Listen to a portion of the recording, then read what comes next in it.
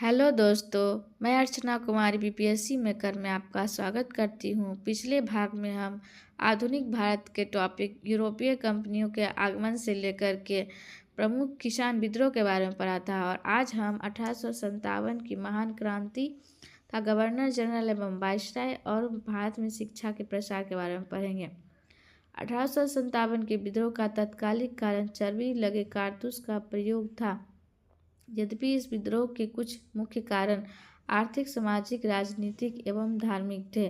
29 मार्च 1857 को बैरकपुर में 34वीं इन्फेंट्री के एक सैनिक मंगल पांडे ने गाय एवं सुअर के चर्बी वाले कारतूस को मुंह से काटने से स्पष्ट मना कर दिया था।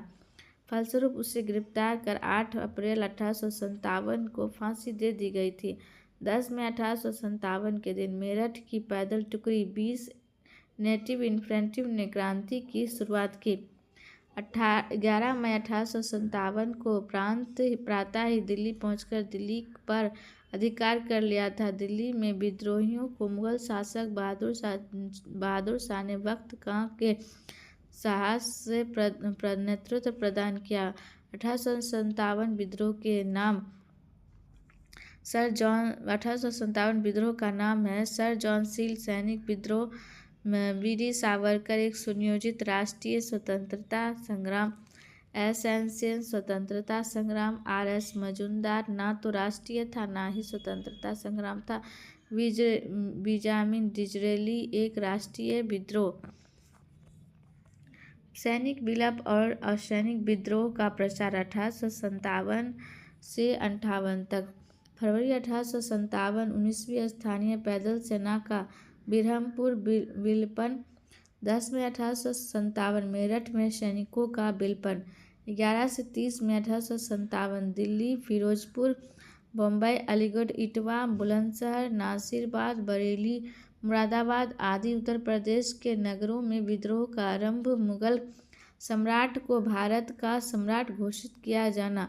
जून 1857 ग्वालियर, भरतपुर, झांसी, इलाहाबाद, सल्तनतपुर, लखनऊ आदि में विप्लव। राजपूताना, मध्य भारत एवं बंगाल के कुछ भागों में असैनिक विद्रोह। जुलाई 1857 सागर, महू, सियालकोट जैसे पंजाब के कुछ स्थानों पर विप्लव।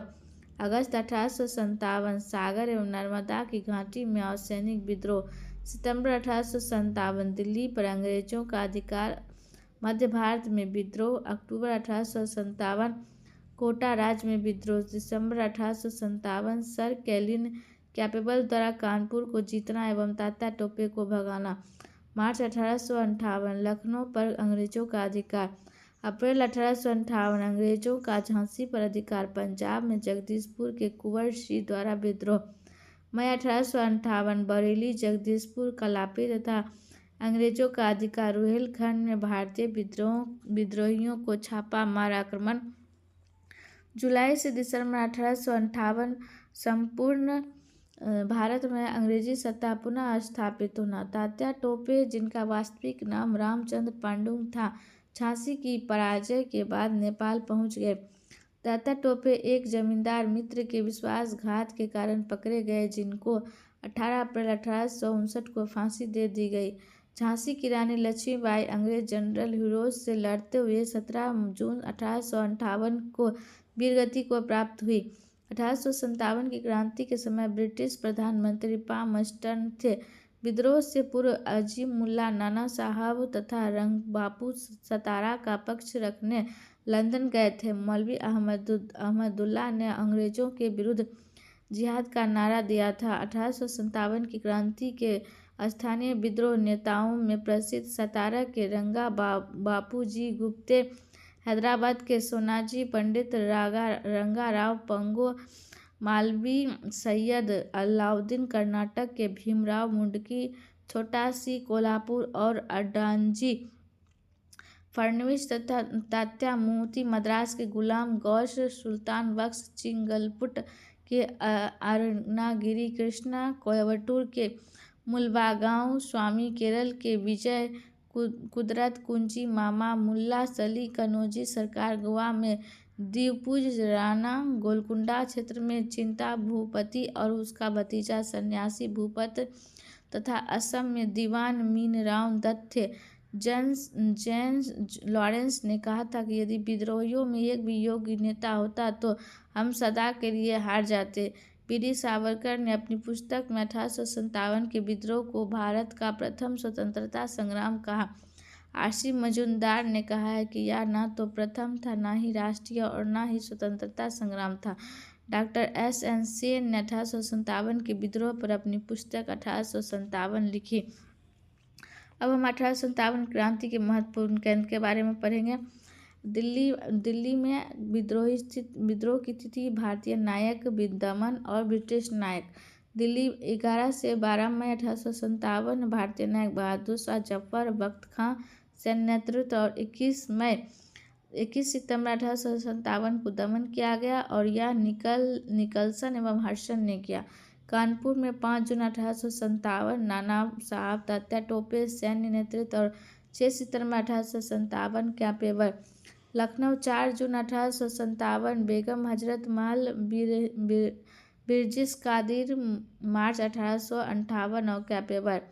झांसी में जून 1857 रानी लक्ष्मीबाई मार्च 1858 में दमन किया गया और जनरल हुरोज ने किया था। इलाहाबाद में 1857 लियाकत अली, 1858 में कर्नल नील। जगदीशपुर अगस्त 1857 ईस्वी में वीर कुंवर सिंह, अमर सिंह, 1858 में विलियम टेलर एवं विंसेंट आयर। बरेली में 1857 में खान बहादुर खान और 1858 में कर्नल नील। फैजाबाद 1857 में मौलवी अहमदुल्ला और 1858 में इसका दमन किया गया जनरल रेनार्ड। फतेहपुर में 1857 अजीमुल्ला और 1858 जनरल रेनार्ड। गवर्नर जनरल एवं वायसराय रॉबर्ट क्लाइव 1775 से 60 से 1765 से 67। इसने अवध के नवाब शुजाउद्दौला तथा मुगल सम्राट शाह आलम के साथ 1765 में इलाहाबाद की संधि तथा बंगाल में द्वैत शासन की स्थापना की। बंगाल के समस्त क्षेत्र के लिए 2 उप दीवान मोहम्मद रजा खां बंगाल तथा राजा सिताब राय बिहार को नियुक्त किया। वॉरेन हेस्टिंग्स 1772 से 1785 ईस्वी।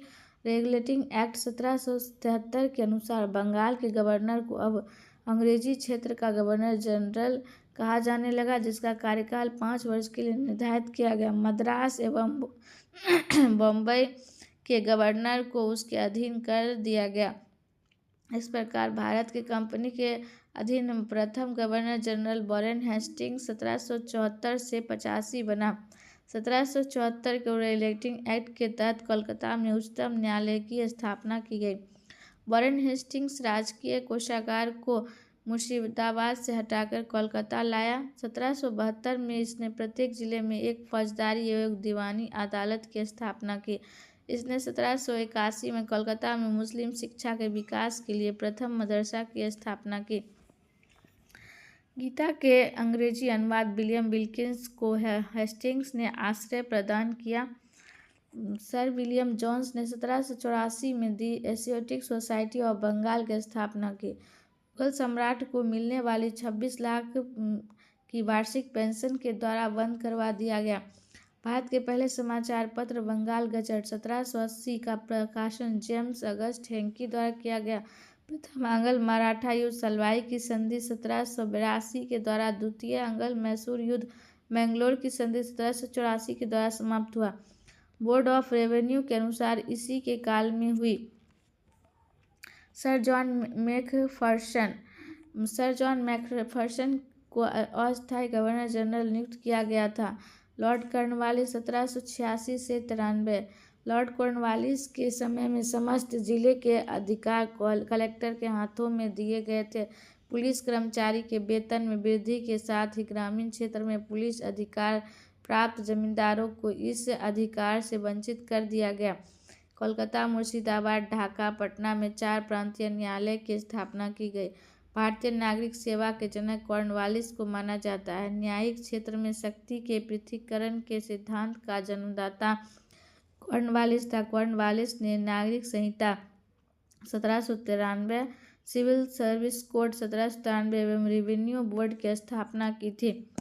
कंपनी के कर्मचारियों के व्यक्तिगत व्यापार पर प्रतिबंध लगा दिया गया। प्रत्येक जिले में पुलिस थाने की स्थापना कर एक दरोगा को इस इंचार्ज बना दिया गया। कॉर्नवालिस ने प्रशासनिक व्यवस्था का यूरोपीयकरण किया। सर जॉन सॉर्ड ने 1793 से 98 अस्थायी भूमि बंदोबस्त 1793 को योजना जन सॉर्ड ने बनाई थी और यह बंगाल, बिहार, उड़ीसा, बनारस, मद्रास के उत्तरी जिले में लागू की गई। इसमें जमींदारी भूराजस्व की दर तय करने के लिए स्वतंत्र थे। इसने हस्तक्षेप की नीति अपनाई। बेलेजली, लॉर्ड बेलेजली 1798 से 1805 ईस्वी में भारत में सहायक संधि के जनक बेलेजली को माना जाता है। सहायक संधि करने वाले प्रत्येक प्रमुख राज्य थे हैदराबाद 1798 में, मैसूर 1799, तंजौर अक्टूबर 1799, अवध 1801 में ईस्वी में, पेशवा दिसंबर 1801 में, भोंसले दिसंबर 1803 में, सिंधिया 1804 में एवं अन्य राज्य जोधपुर, जयपुर, मच्छेड़ी, बूंदी और भरतपुर। लॉर्ड बेलेजली स्वयं को भारत का शेर कहा करता था। इसके समय फोर्ट विलियम कॉलेज की स्थापना कोलकाता में हुई। इसका 1805 में दूसरा कार्यकाल शुरू हुआ, परंतु शीघ्र ही उसकी मृत्यु हो गई। सर जॉन बार्ले 1805 से 7 1806 में बार्लो को बेल्लोर का सिपाही विद्रोह इसी के समय में हुआ था। लॉर्ड मिंटो के समय में 1807 से 13 इसके समय चार्टर एक्ट 1813 पास हुआ। इसके समय महाराजा रणजीत सिंह के साथ प्रसिद्ध अमृतसर की संधि 1809 में की गई।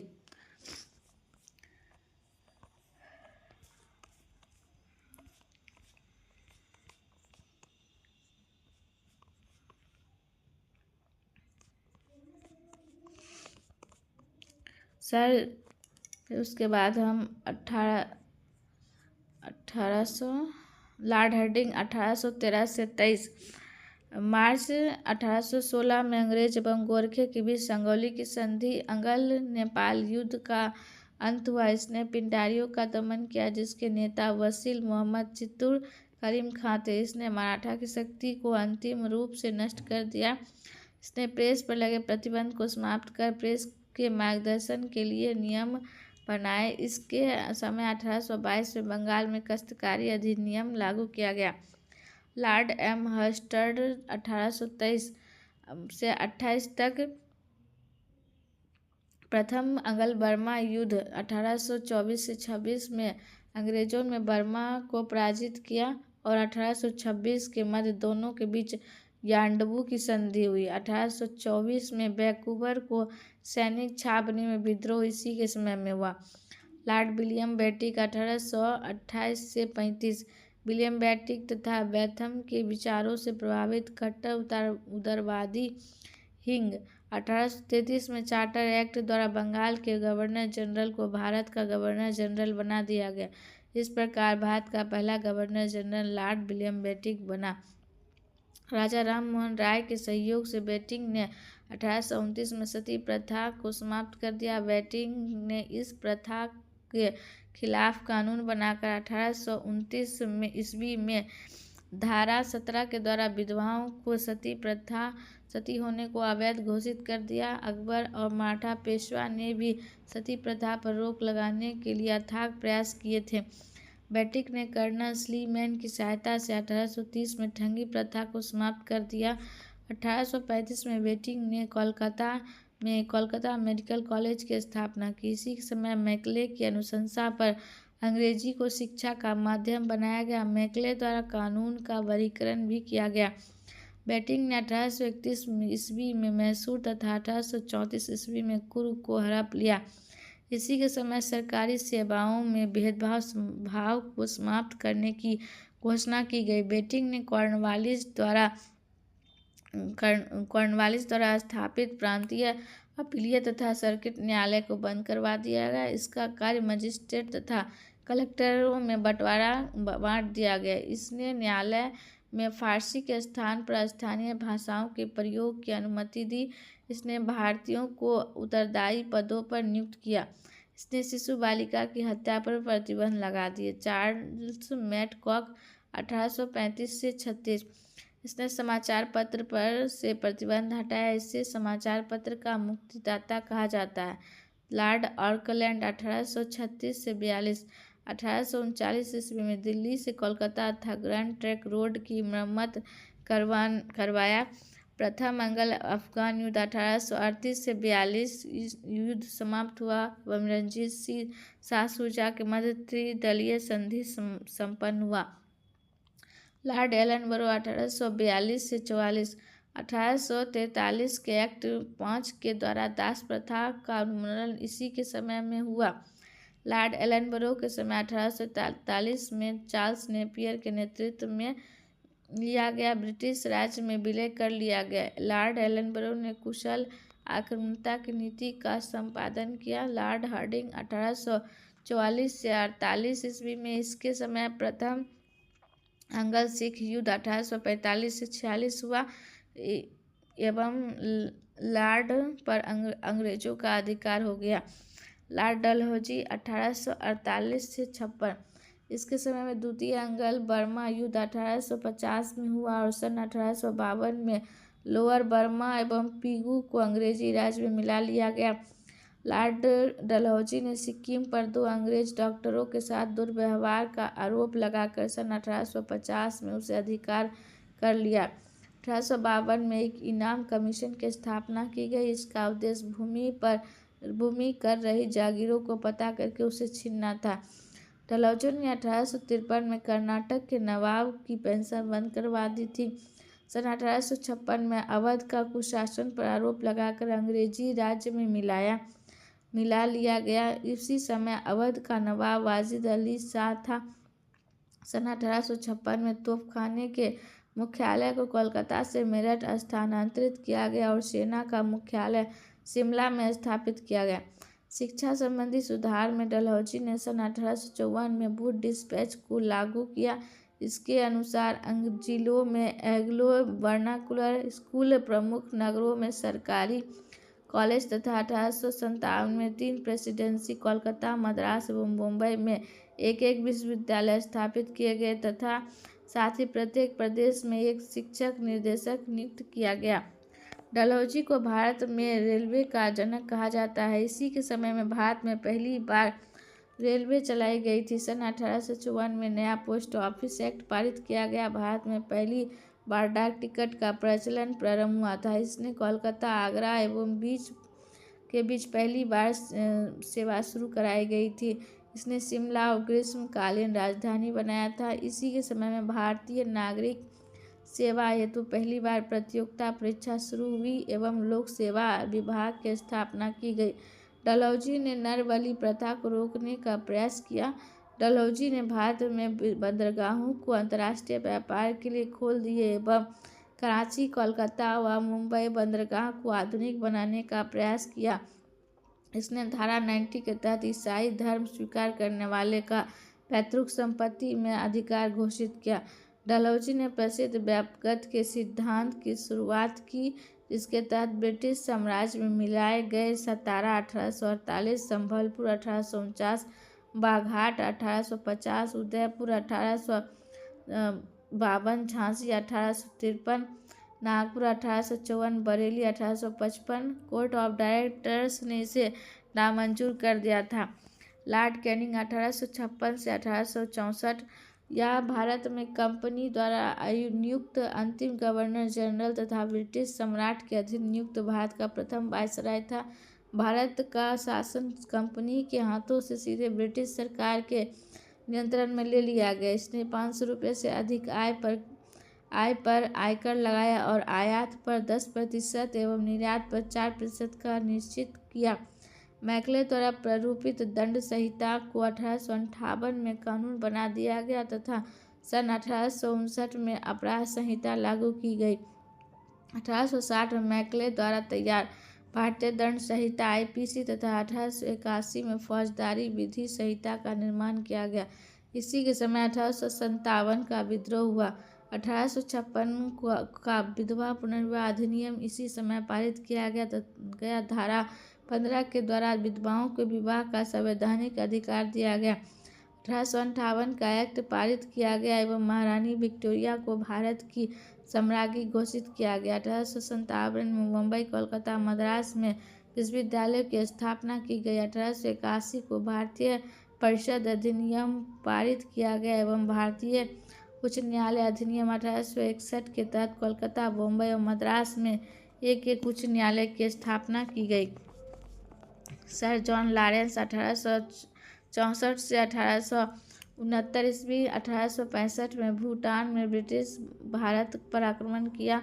इसी के समय उड़ीसा में सन 1866 में बुंदेलखंड एवं राजपूताना में 1868 से 69 में भीषण अकाल पड़ा। इसने चैम्बेबल हेनरी के नेतृत्व में एक अकाल आयोग का गठन किया। सन 1865 ईस्वी में इसके द्वारा भारत में यूरोप के बीच प्रथम समुद्री टेलीग्राम सेवा शुरू की गई। इसे हस्तक्षेप नीति रिंग फेरेंस का जनक कहा जाता है। इस नीति को शानदार निष्क्रियता के नाम से जाना जाता है। लॉर्ड मेयो 1869 से 72 भारत में वित्तीय विकेंद्रीकरण का जनक मेयो को कहा जाता है। इसने अजमेर में मेयो कॉलेज की स्थापना की थी। इसी के समय में अखिल भारतीय सांख्यिकी सर्वेक्षण की स्थापना की गई। 1871 ईस्वी में भारत में प्रथम जनगणना इसी के समय हुआ था। इसने सन 1872 में एक कृषि विभाग की स्थापना की। मेयो की हत्या इसी के कार्यकाल के दौरान अंडमान निकोबार में एक अफगान द्वारा कर दी गई। लॉर्ड नॉर्थब्रुक 1872 से 76 इसने बड़ौदा के मल्हार राव गायकवाड़ को भ्रष्टाचार के आरोप में पदच्युत कर मद्रास भेज दिया था। लॉर्ड नॉर्थब्रुक ने यह घोषणा की, मेरा उद्देश्य करों को हटाना तथा अनावश्यक वैधानिक कार्रवाइयों को बंद करना है। 1872 को नेटिव मैरिज एक्ट इसी के समय पारित हुआ, जिसमें अंतरजातीय विवाह को मान्यता दी गई। 1872 में पंजाब में कुका विद्रोह इसी के समय हुआ। इसने आयकरों को समाप्त कर 1875 में प्रिंस ऑफ वेल्स का भारत आगमन इसी के समय में हुआ। इसके समय में स्वेज नहर खुल जाने से भारत में ब्रिटिश के बीच व्यापार में वृद्धि हुई। लॉर्ड लिटन 1876 से 80 यह एक प्रसिद्ध उपन्यासकार, निबंध लेखक एवं साहित्यकार था। साहित्यकारिता में इन्हें ओवन मेरिथिट के नाम से भी जाना जाता था। इसके पास बम्बई, मद्रास, हैदराबाद, पंजाब एवं मध्य प्रदेश में भयानक अकाल पड़ा। इसने रिचर्ड स्ट्रीची की अध्यक्षता में 1878 में एक अकाल आयोग का गठन किया। लिटन ने 1877 में दिल्ली में एक भव्य दरबार का आयोजन किया, जिसमें महारानी विक्टोरिया को केसर हिंद की उपाधि प्रदान की गई। लिटन ने भारतीय जनपद सेवा में सम्मिलित होने के लिए भारतीयों की आयु को 21 वर्ष से घटाकर 19 वर्ष कर दी गई। लिटन ने प्रेस पर प्रतिबंध लगाने हेतु 1878 में वर्नाकुलर प्रेस एक्ट लागू किया। 1878 ईस्वी में भारत शस्त्र अधिनियम पारित हुआ, जिसके तहत कोई भी व्यक्ति बिना लाइसेंस के शस्त्र धारण नहीं कर सकता था। लिटन ने अलीगढ़ में एक मुस्लिम एंग्लो प्राच्य महाविद्यालय की स्थापना की। लॉर्ड रिपन 1880 से 84 इसके समय में सन 1881 में सर्वप्रथम नियमित जनगणना करवाई गई। रिपन द्वारा 1881 में प्रथम कारखाना अधिनियम लगाया गया। रिपन ने सर्वप्रथम समाचार पत्रों की स्वतंत्रता को बहाल करते हुए 1882 में वर्नाकुलर प्रेस एक्ट को समाप्त किया। रिपन ने वित्तीय विकेंद्रीकरण की नीति का नियमितीकरण किया। स्थानीय स्वशासन की शुरुआत रिपन के कार्य में 1882 में हुई। रिपन को शैक्षणिक सुधार के अंतर्गत 1882 में विलियम हंटर की अध्यक्षता में एक शिक्षा आयोग का गठन किया गया।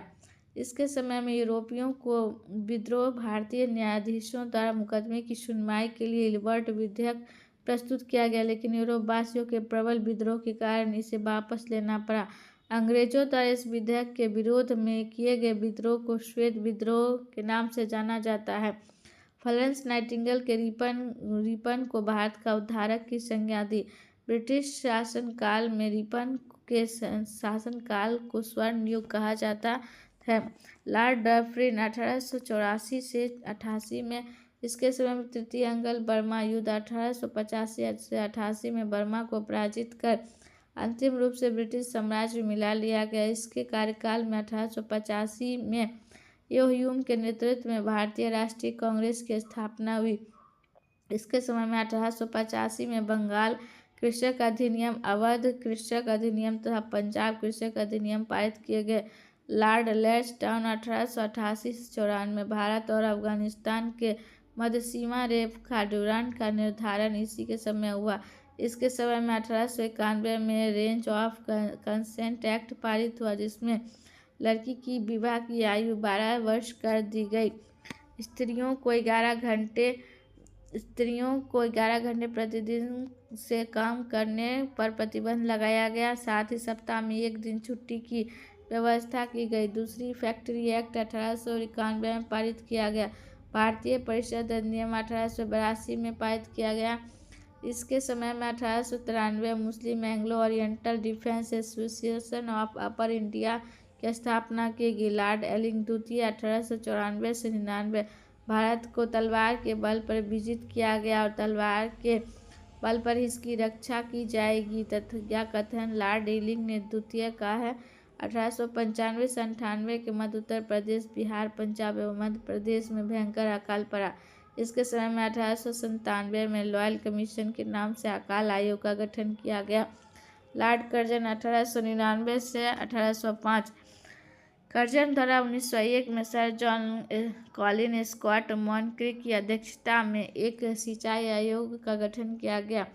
सन 1902 में सर डब्ल्यू फ्रेजर की अध्यक्षता में पुलिस आयोग का गठन किया गया। इसने सैन्य अधिकारियों के प्रशिक्षण के लिए क्वेटा में एक कॉलेज की स्थापना करवाई।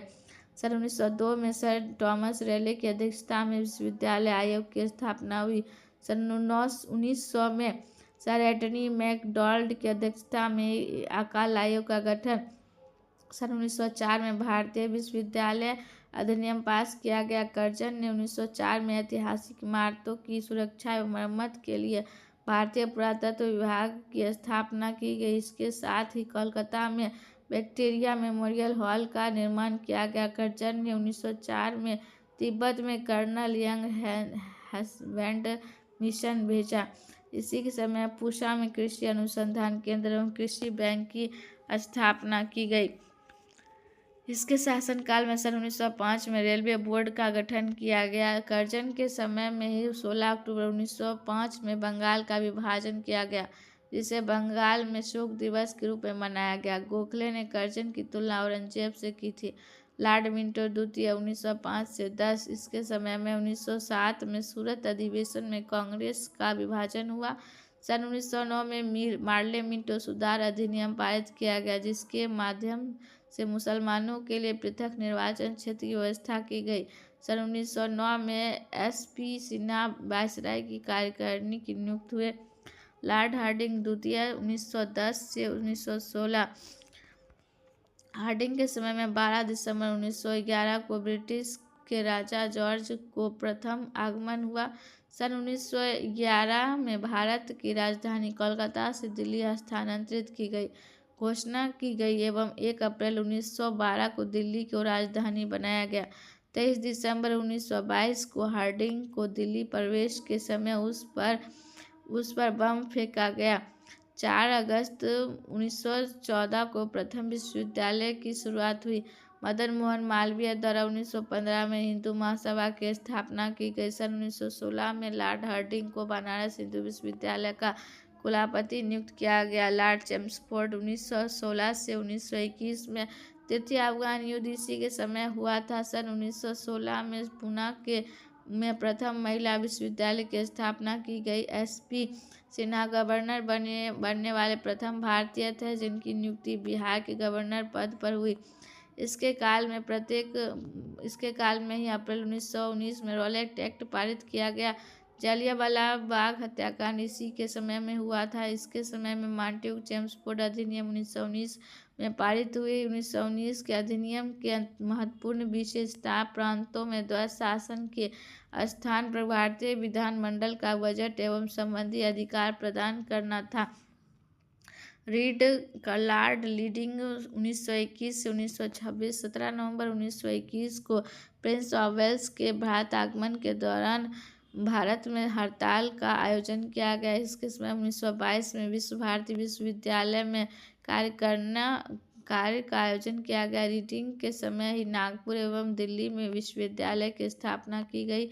1923 में ICS की परीक्षा दिल्ली एवं लंदन दोनों जगह पर करने का निर्णय लिया गया। लॉर्ड इरविन 1926 से 1931 इसके समय में देशी रियासतों के संबंध में 1927 में हारकोर्ट बटलर आयोग का अध्यक्षता में बटलर समिति का गठन एवं दिसंबर 1927 में All India State People's Congress Conference का आयोजन किया गया। इसके समय में साइमन कमीशन का भारत आगमन हुआ। लॉर्ड वेलिंगटन 1931 से 1936 इसके समय में 1935 का अधिनियम पारित किया गया, जिसके तहत भारत बर्मा भारत से अलग किया गया। वेलिंगटन के समय में 1934 को बिहार में भयंकर भूकंप आया। वेलिंगटन ने 1915 में कांग्रेस के बम्बई अधिवेशन में हिस्सा लिया था। इसके समय में 1934 को शारदा एक्ट पारित किया गया, जिसमें लड़की की विवाह की आयु 14 एवं लड़के की आयु 18 कर दी गई। लॉर्ड लिंथिंगो 1936 से 43 ईस्वी इसके समय में द्वितीय विश्व युद्ध 1939 से 45 की शुरुआत हुई। ब्रिटिश भारत में भारतीयों से पूछे बिना भारत को युद्ध में शामिल कर लिया गया, जिसके कारण कांग्रेस मंत्रिमंडल ने इस्तीफा दे दिया, जिसमें मुस्लिम लीग ने मुक्ति दिवस के रूप में मनाया। 1942 में अगस्त प्रस्ताव इसी के समय पारित किया गया। कैबिनेट मिशन का आगमन इसी के समय में हुआ। इसके समय में प्रमुख विद्रोह नौसैनिक विद्रोह था। लॉर्ड माउंटबेटन मार्च 1947 से 48 यह ब्रिटिश भारत में अंतिम एवं स्वतंत्र भारत में प्रथम वायसराय था। इसके शासनकाल में ही भारत स्वतंत्र हुआ। भारत एवं पाकिस्तान नामक दो स्वतंत्र राष्ट्र की घोषणा की गई। स्वतंत्र भारत के प्रथम एवं अंतिम भारतीय वायसराय चक्रवर्ती राजगोपालाचारी थे। ब्रिटिशकालीन महत्वपूर्ण अधिनियम शिशुवध प्रतिबंध 1798 से 1805। वेलेस्ली के काल में शिशु हत्या पर प्रतिबंध 1885 के नियम XX के तहत। सती प्रथा 1829 से लॉर्ड विलियम बेंटिंक सती प्रथा पर पूर्ण प्रतिबंध 1829 के नियम 14 के तहत। दास प्रथा प्रतिबंध 1843 एलन बरो के समय में 1833 के चार्टर एक्ट अधिनियम द्वारा 1843 में दासता को प्रतिबंधित कर दिया गया। हिंदू विधवा पुनर्विवाह 1856 में लॉर्ड कैनिंग के काल में विवाह की अनुमति। नेटिव मैरिज एक्ट 1872 में लॉर्ड नॉर्थब्रुक अंतरजातीय विवाह। एज ऑफ कंसेंट एज 1891 में लॉन्सडाउन लड़की के लिए विवाह की आयु 12 वर्ष निर्धारित की गई। शारदा एक्ट 1930 में इरविन विवाह के लिए लड़की की न्यूनतम आयु 14 वर्ष एवं लड़का की आयु 18 वर्ष निर्धारित की गई। अब हम भारतीय शिक्षा उदय और उसके विकास के बारे में पढ़ेंगे। ब्रिटिश कंपनी द्वारा राजनीतिक रूप धारण करने के साथ ही शिक्षा के क्षेत्र में सुधार प्रारंभ हो गया। प्रारंभ में यह सुधार प्रचलित शिक्षा व्यवस्था को सुधारने के तहत किया गया था। 1878 ईस्वी में सर विलियम जोन्स ने एशियाटिक सोसाइटी ऑफ बंगाल की स्थापना की थी। इसका उद्देश्य प्राचीन भारतीय इतिहास और संस्कृति का अध्ययन करना था। 1871 में वॉरेन हेस्टिंग्स ने अरबी एवं फारसी भाषा के अध्ययन के लिए कोलकाता मदरसा की स्थापना की। 1781 में जॉनथन डक्कन के प्रयास से बनारस में एक संस्कृत कॉलेज की स्थापना की गई। इसका उद्देश्य हिंदू कानून और दर्शन की शिक्षा देना था। 1800 में लॉर्ड वेलेस्ली ने कंपनी के और सैनिक अधिकारियों को शिक्षा के लिए कोलकाता में फोर्ट विलियम कॉलेज की स्थापना की गई। 1813 ईस्वी के चार्टर एक्ट द्वारा शिक्षा के प्रसार हेतु प्रतिवर्ष 1 लाख रुपये साहित्यिक पुनरुद्धार द्वारा विज्ञान एवं उन्नति के लिए दिया गया। 1817 में राजा राम मोहन राय, डेविड हेयर और सर हाइडर स्टेयर ने मिलकर कोलकाता में हिंदू कॉलेज की स्थापना की। 1820 में कोलकाता में बिशप कॉलेज की स्थापना डेविड हेयर के द्वारा किया गया। 1835 में मैकले ने अपना महत्वपूर्ण स्मरण पत्र जारी की। प्राच्य दल का समर्थन एच.टी. प्रिंसेप था। अंग्रेजों ने भारत में अंग्रेजी को शिक्षा का माध्यम 1835 में बनाया गया। भारत में अंग्रेजों की शिक्षा का माध्यम बनाने का लॉर्ड मैकले का महत्वपूर्ण योगदान था। चार्ल्स ग्रांट के आधुनिक शिक्षा का जनक कहा जाता है।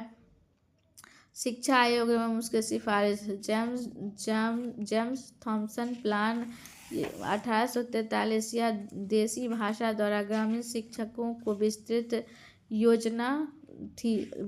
वुड डिस्पैच सर जॉन ब्रूथ ने भारत सरकार के समक्ष एक नई शिक्षा योजना प्रस्तुत की जिसे वुड का निर्देशन पत्र कहा जाता है।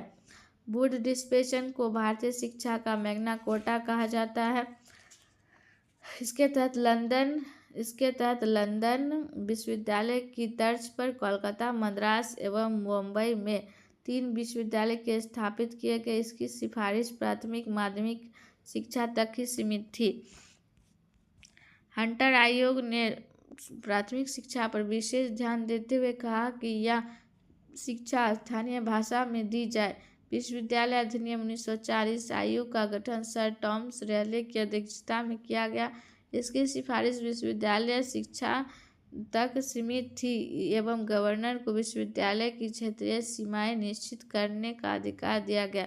रेले शिक्षा आयोग में सैयद हुसैन बिलगामी तथा जस्टिस गुरुदास बनर्जी 2 भारतीय सदस्य शामिल थे।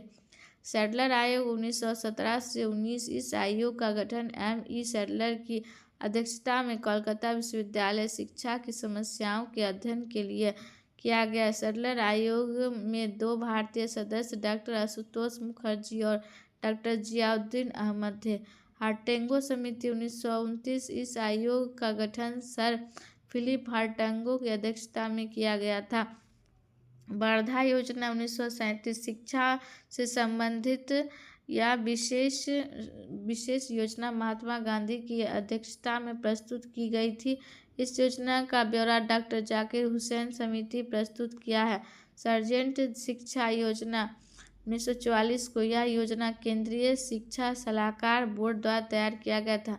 राधाकृष्ण आयोग 1948 से 49 यह स्वतंत्र भारत की शिक्षा से संबंधित पहली समिति थी। इस आयोग के प्रमुख सिफारिश में शिक्षा को सीमावर्ती सूची में शामिल किया जाना एवं विश्वविद्यालय अनुदान आयोग 1953 की स्थापना थी। कोठरी आयोग 1964 इस शिक्षा आयोग का गठन डॉक्टर दौलत सिंह कोठरी की अध्यक्षता में किया गया था। नई शिक्षा नीति 1986 भारत सरकार ने 1986 में नई शिक्षा नीति की घोषणा की।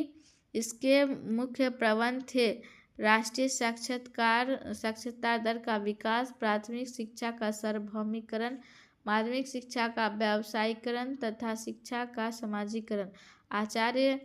आचार्य राममूर्ति सीमांत इस समिति का गठन 1986 की राष्ट्रीय शिक्षा नीति और उसके क्रियान्वयन के लिए किया गया था।